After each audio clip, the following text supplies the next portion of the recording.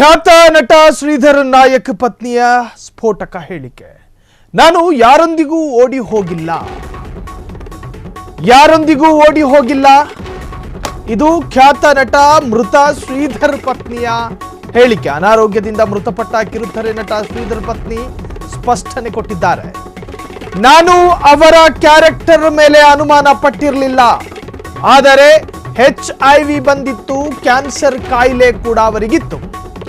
ವೈದ್ಯರ ಬಳಿ ನಾನೇ ಟ್ರೀಟ್ಮೆಂಟ್ ಬಗ್ಗೆ ವಿಚಾರಿಸಿದ್ದೆ. ಇದು ಮೃತ ಶ್ರೀಧರ್ ಪತ್ನಿಯ ಹೇಳಿಕೆಯ ಸಾಲು. ದೇವರು ಕೊಟ್ಟ ಎಲ್ಲವನ್ನು ಆತ ಕಳೆದುಕೊಂಡಿದ್ದ. ಇದಕ್ಕೆ ಸ್ವಯಂ ಅವರೇ ಕಾರಣ. ನನ್ನಿಂದ ಅವರಿಗೆ HIV ಬಂದಿರಲಿಲ್ಲ.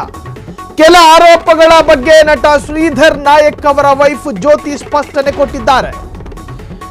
ನಾನು ಅವ್ರ ಜೊತೆ ಇವ್ರ ಜೊತೆ ಓಡಿ ಹೋಗಿದ್ದೀನಿ, ಎಬ್ಸ್ಕಾಂಡ್ ಆಗಿದ್ದೀನಿ, ತಲೆಮರೆಸ್ಕೊಂಡಿದ್ದೀನಿ, ಅದು ಇದು ಕಟ್ಟು ಕತೆಗಳು ಅಪಪ್ರಚಾರಗಳು ನಡೀತಾ ಇದೆ.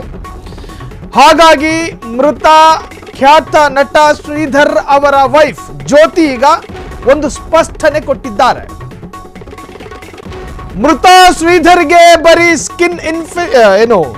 ಸ್ಕಿನ್ ಅಲರ್ಜಿ ಮಾತ್ರ ಅಲ್ಲ, ಇನ್ಫೆಕ್ಷನ್ ಮಾತ್ರ ಅಲ್ಲ, ಅವರಿಗೆ ಹ್ಯೂಮನ್ ಇಮ್ಯುನೋ ವೈರಸ್ ಕೂಡ ಇತ್ತು, HIV ಇತ್ತು. ಆ HIV ಬರೋದಕ್ಕೆ ನಾನು ಕಾರಣ ಅಲ್ಲ.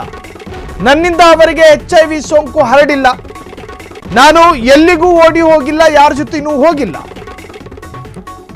ನಾನು ಅವರ ಧರ್ಮ ಪತ್ನಿ. ದೇವರು ಕೊಟ್ಟ ಎಲ್ಲ ಆಸ್ತಿ ಸಂಪತ್ತುಗಳನ್ನು ಕೂಡ ಕಳೆದುಕೊಂಡ್ರು, ಕೊನೆಗೆ ಆರೋಗ್ಯವನ್ನು ಕೂಡ ಕಳೆದುಕೊಂಡ್ರು ಅಂತ ಹೇಳಿ ಮೃತ ಶ್ರೀಧರ್ ನಾಯಕ್ ಅವರ ಧರ್ಮ ಪತ್ನಿ ಜ್ಯೋತಿ ಈ ಒಂದು ಹೇಳಿಕೆಯನ್ನು ಕೊಟ್ಟಿರುವಂತಹದ್ದು. ಅವರು ಕಾಯಿಲೆಯಿಂದ ಬಳಲ್ತಾ ಇದ್ರು. ಬ್ಯಾಪ್ಟಿಸ್ಟ್ ಆಸ್ಪತ್ರೆಯಲ್ಲಿ ಕೆಲ ತಿಂಗಳುಗಳ ಕಾಲ ಟ್ರೀಟ್ಮೆಂಟ್ ಅನ್ನು ಪಡೆದುಕೊಳ್ಳಲಾಗ್ತಾ ಇತ್ತು. ಈ ಹಿಂದೆಯೂ ಕೂಡ ಫ್ರೀಡಂ ಟಿವಿಯ ಜೊತೆ ಇದೇ ಮೃತ ಶ್ರೀಧರ್ ನಾಯಕ್ ಅವರು ಮಾತನಾಡಿದ್ರು. ಅವರ ಅಂತರಂಗದ ಕೆಲ ಸಂಕಟಗಳನ್ನು ಕೂಡ ವ್ಯಕ್ತಪಡಿಸಿದ್ರು.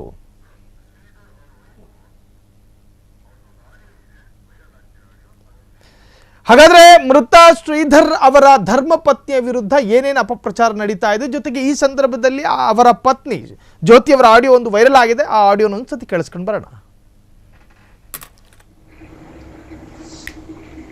ಇಲ್ಲಿ ಯಾರು ಸರಿ ಯಾರು ತಪ್ಪು ಅಥವಾ ಕ್ಲಾರಿಫಿಕೇಶನ್ಗೋಸ್ಕರ ಆಡಿಯೋ ಕಳಿಸ್ತಾ ಇಲ್ಲ. ತುಂಬ ಮೌನವಾಗಿದ್ದು ಇವತ್ತು ಯಾಕೋ ಅನ್ನಿಸ್ತಾ ಇದೆ ಮಾತಾಡಬೇಕಂತ. ಮೋಸ್ಟ್ಲಿ ಇದಾದ್ಮೇಲೆ ಮತ್ತೆ ಈ ವಿಚಾರವಾಗಿ ಮಾತಾಡಲಿಕ್ಕೆ ನಾನು ಇಷ್ಟಪಡೋದಿಲ್ಲ.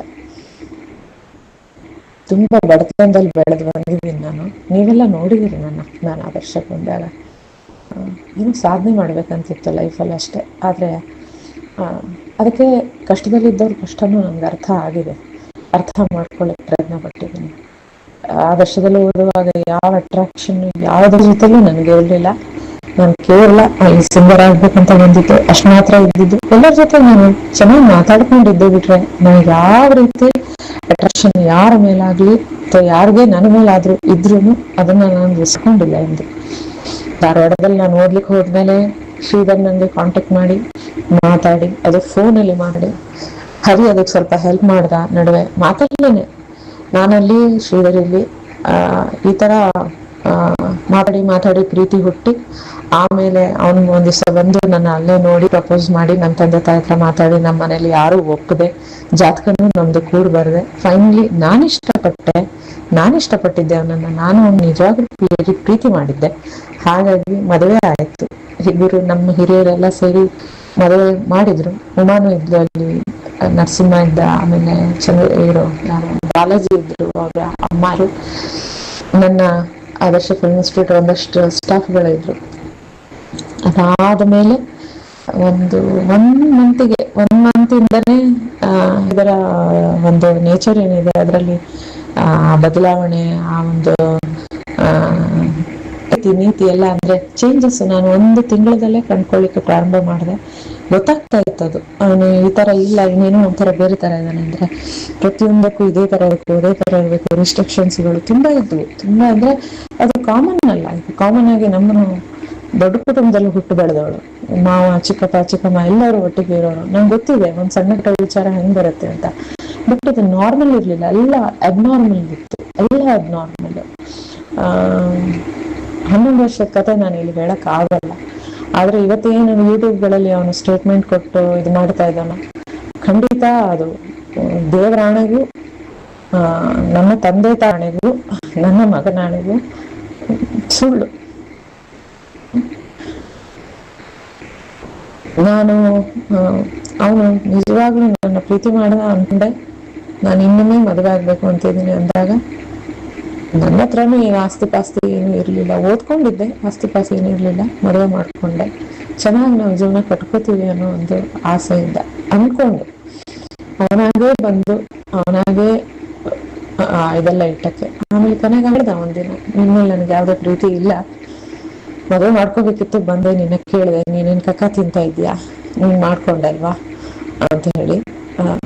ಮತ್ತೆ ತುಂಬಾ ನಡೆದಿದೆ ಈ 11 ವರ್ಷದ ಜೀವನದಲ್ಲಿ, ಬೇಕಾದಷ್ಟು ನಡೆದಿದೆ. ಅದನ್ನೆಲ್ಲ ನಿಮ್ಗೆ ಹೇಳಿದ್ರೆ ನೀವುಗಳು ಆಶ್ಚರ್ಯ ಪಡ್ತೀರಿ, ನಿಜವಾಗ್ಲೂ ಹೀಗೆಲ್ಲ ಆಯ್ತಾ ಅಂತ. ನಾನ್ಕೊಂಡಿದ್ದು ಎಲ್ಲರ ಜೀವನದಲ್ಲಿ ಇರುತ್ತೆ, ನನ್ನ ಜೀವನದಲ್ಲೂ ಏನೋ ಒಂದ್ ಸಣ್ಣ ಪುಟ್ಟದಿದೆ ಅಂತ ನನ್ಗೆ ಎಂದು ಯಾರಿಗೂ, ನನ್ನ ತಂದೆ ತಾಯಿಯಿಂದ ಹಿಡಿದು ಅಣ್ಣ ತಮ್ಮನಿಂದ ಹಿಡಿದು ನಾನು ವರ್ಕ್ ಮಾಡೋ ಪ್ಲೇಸಸ್ ಅಲ್ಲೂ ನಾನು ತೋರ್ಸ್ಕೊಂಡು, ಅವ್ನು ನನ್ಗೆ ಹೊಡೆದಾಗ್ಲೂ ನಾನು ಹೊಡ್ತಾ ತಿಂದು ಬೆಳಗ್ಗೆ ಮಾರನೇ ದಿನ ಮತ್ತೆ ನೀಟಾಗಿ ಸ್ಯಾರಿ ಉಟ್ಕೊಂಡು ಕಾಲೇಜಿಗೆ ಹೋಗಿ ಮಕ್ಕಳೆದ್ರಿಗೆ ಪಾಠ ಮಾಡಿದ್ದಿದೆ ಆ ಮೈಕೈ ನೋವಿನಲ್ಲೇ. ಎಷ್ಟೊಂದು ನಡೀತು, ಎಷ್ಟೊಂದು ಆಯ್ತು. ನನಗೆ ಅವನು ಓದಿಸಿಲ್ಲ. ನಾನು ಸೆಕೆಂಡ್ PUC ಇಂದ ಕೆಲಸ ಮಾಡ್ತಾ ಇದ್ದೀನಿ. ಆದರ್ಶ ಫಿಲ್ಮ್ ಇನ್ಸ್ಟಿಟ್ಯೂಟ್ ಬಿಟ್ಟೆ ನಾನು.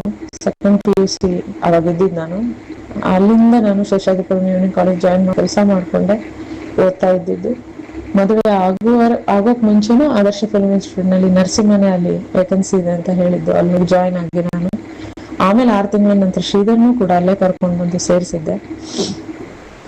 ನಾನು ಯಾವಾಗ್ಲೂ ವರ್ಕ್ ಮಾಡ್ತಾ ಇದ್ದೀನಿ. By the time of pregnancy ಸ್ವಲ್ಪ ನನಗೆ ವೀಕ್ನೆಸ್ ಇದ್ದಿದ್ರಿಂದ, ಬ್ಲೀಡಿಂಗ್ ಇದ್ದಿದ್ರಿಂದ ಕಂಟಿನ್ಯೂಸ್ ಒಂದು 6 months ನಾನು ವರ್ಕ್ ಮಾಡಕ್ ಆಗಿರ್ಲಿಲ್ಲ. ಅವಾಗ ಒಂದು ಕೆಲಸ ಮಾಡಿಲ್ಲ ಬಿಟ್ರೆ ನಾನು. ಅಥವಾ ಡೆಲಿವರಿ ಒಂದು ಮಗು ಒಂದು 3 ವರ್ಷ 3 ವರ್ಷ ಆಗಲಿವರೆಗೂ ನಾನು ಕೆಲಸ ಮಾಡಿಲ್ಲ. ಅದಾದ್ಮೇಲೆ ಕಂಟಿನ್ಯೂಸ್. ಇದು ಮೃತ ಶ್ರೀಧರ್ ನಾಯಕ್ ಅವರ ಪತ್ನಿಯ ಸಂಭಾಷಣೆಯನ್ನು ನೀವು ಗಮನಿಸ್ತಾ ಇದ್ರಿ. ಬಹುಶಃ ಈ ಹಿಂದೆಯೂ ಇವರ ಕುಟುಂಬದಲ್ಲಿ ಒಂದಷ್ಟು ಕಲಹ ಆಗಿರಬಹುದು ಅನ್ನುವಂತಹ ರೀತಿಯಲ್ಲಿ ಆಕೆಯ ಮಾತುಗಳು ಭಾಸವಾಗ್ತಾ ಇತ್ತು. ಶ್ರೀಧರ್ ನನ್ನ ಮೇಲೆ ದೈಹಿಕ ಹಲ್ಲೆನೂ ಕೂಡ ಮಾಡ್ತಾ ಇದ್ದ, ಕೆಲ ದೈಹಿಕ ಫಿಸಿಕಲ್ ನನ್ನ ಮೇಲೆ ದಾಳಿ ಮಾಡಲಾಗ್ತಾ ಇತ್ತು. ಸೊ ಅದರ ನೋವಲ್ಲೂ ಕೂಡ ನಾನು ಶಿಕ್ಷಣವನ್ನು ಮುಂದುವರಿಸಿದೆ. ಜೊತೆಗೆ ನಾನಾ ತರಹದಲ್ಲಿ ಆತನನ್ನ ಮನವೊಲಿಸೋದಕ್ಕೆ ಪ್ರಯತ್ನ ಪಟ್ಟರೂ ಕೂಡ ನಿರಂತರವಾಗಿ ಮನವೊಲಿಸೋದ್ರಲ್ಲಿ ಸೋತ್ ಹೋದೆ. ನಮ್ಮದು ಅವಿಭಕ್ತ ಕುಟುಂಬ, ಹಾಗಾಗಿ ಒಂದಷ್ಟು ಎಮೋಷನಲ್, ಒಂದಷ್ಟು ಭಾವನೆಗಳು ನಮ್ಮ ಜೊತೆ ಇರುತ್ತೆ ನಮ್ಮ ಕುಟುಂಬದ ಮೇಲೆ. ಆ ಕುಟುಂಬದ ಮೇಲಿನ ಭಾವನಾತ್ಮಕ ಸಂಬಂಧಕ್ಕೂ ಕೂಡ ಶ್ರೀಧರ್ ಅಡೆತಡೆಯಾಗಿದ್ದ, ಸಾಕಷ್ಟು ಆರೋಪವನ್ನು ಆಕೆಯ ಸಂಭಾಷಣೆಯಲ್ಲಿ ಮಾಡಿದ್ರು. ಸೊ ಈಗ ಆ ಒಂದು ಆಡಿಯೋ ವೈರಲ್ ಆಗ್ತಾ ಇದೆ ಮೃತ ನಟ ಶ್ರೀಧರ್ ನಾಯಕ್ ಅವರ ನಿಧನದ ನಂತರ. ಕ್ಷಣ ಕ್ಷಣದ ಸುದ್ದಿಗಳಿಗಾಗಿ ಫ್ರೀಡಂ ಟಿವಿ ಸಬ್ಸ್ಕ್ರೈಬ್ ಮಾಡಿ, ಲೈಕ್ ಮಾಡಿ ಹಾಗೂ ಫಾಲೋ ಮಾಡಿ. ಹೊಸ ಸುದ್ದಿಗಳ ನೋಟಿಫಿಕೇಶನ್ಗಾಗಿ ಬೆಲ್ ಐಕಾನ್ ಮೇಲೆ ಕ್ಲಿಕ್ ಮಾಡಿ.